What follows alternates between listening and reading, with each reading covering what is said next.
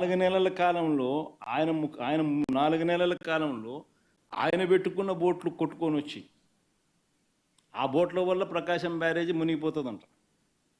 అది ఇంకొక diversion. Visakhapatnam steel plant అమ్మకం మీద కూడా కొత్త మెడికల్ కాలేజీలో ప్రైవేట్ పరం చేసేయాలన్న స్కాముల ఆలోచన మీద వాటి మీద కూడా ఆందోళన జరుగుతూ ఉంటే ముగ్గురు సీనియర్ అధికారుల మీద సస్పెన్షన్ వేటు వేస్తూ అది ఇంకొక డైవర్షన్.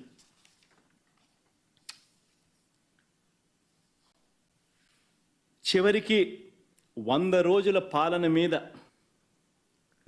చంద్రబాబు నాయుడు గారి 100 రోజుల పాలన మీద దృష్టి పెట్టేసరికి ఇప్పుడు తిరుమలకు వచ్చే నెయ్యి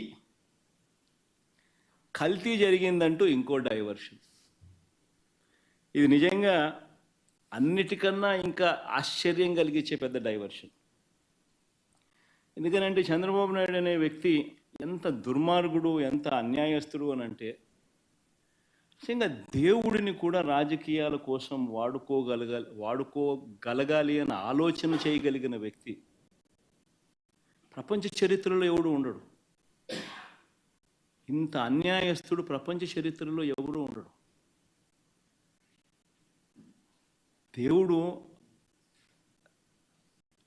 నీ రాజకీయాల కోసం ఉపయోగించుకోవాలి అని ఆలోచన చేయగలిగిన దుర్మార్గమైన మనస్తత్వం ఒక చంద్రబాబు నాయుడు గారికి మాత్రమే ఉంటాయి.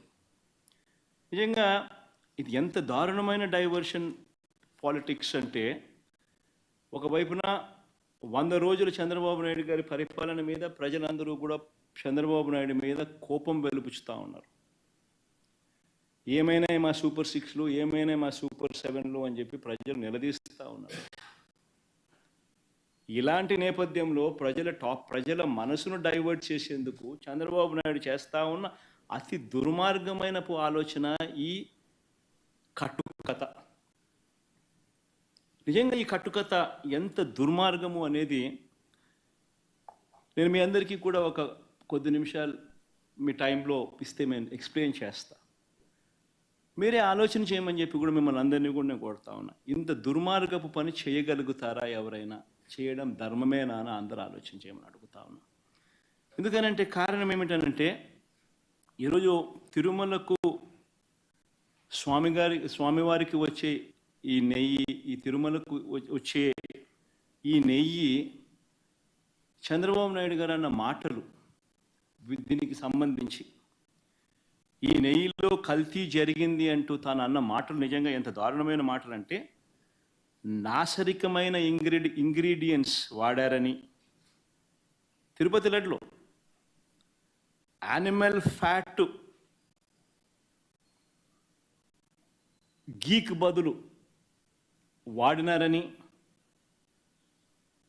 ఇదే పెద్ద మనిషి చంద్రబాబు నాయుడు ముఖ్యమంత్రి హోదాలో ఉంటూ ఒక ముఖ్యమంత్రిగా తాను మాట్లాడిన మాటలు ఇవి.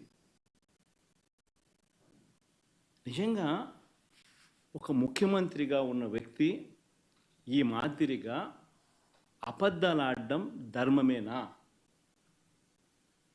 కొన్ని కోట్ల మంది వెంకటేశ్వర స్వామి భక్తులు దేశవ్యాప్తంగా కాదు ప్రపంచవ్యాప్తంగా ఉన్నారు.